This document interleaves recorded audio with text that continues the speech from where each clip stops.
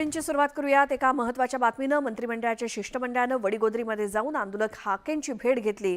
यावेळी मंत्री छगन भुजबळांनी ओबीसी आंदोलनाच्या अनेक मुद्द्यांवरती आपली भूमिका मांडली। लढण्यासाठी आम्हाला आमचे वाघ परत मैदानात हवेत, आम्ही कोणाच्या बापाला घाबरत नाही असं भुजबळ म्हणाले। त्याचसोबत जातीय जनगणना झालीच पाहिजे, ही जनगणना करण्यासाठी फडणवीसांचा पाठिंबा आहे असं देखील भुजबळ म्हणाले। तर खोटे दाखले देणाऱ्यांवरती गुन्हा दाखल करण्यात येणार आहे। सर्व ओबीसी बांधव एकत्र राहिले तरच ओबीसी आरक्षण टिकेल असं देखील भुजबळांनी म्हटलं।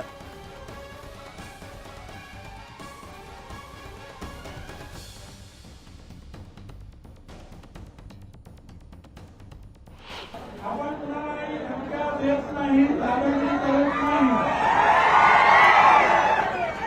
पण सगळ्यांनी एक लक्षात ठेवलं पाहिजे, शरीफ है हम,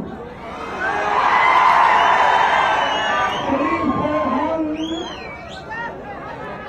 किसी से लड़ते नहीं है। मगर जमाना जानता है हम किसी के बाप से भी लड़ते हैं।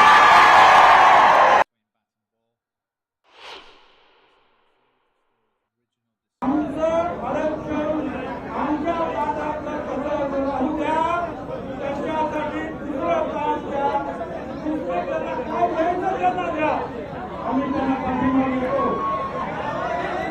आम्ही त्यांना पाठिंबा दिला, वेगळं आरक्षण आम्ही त्यांना द्यायचं का?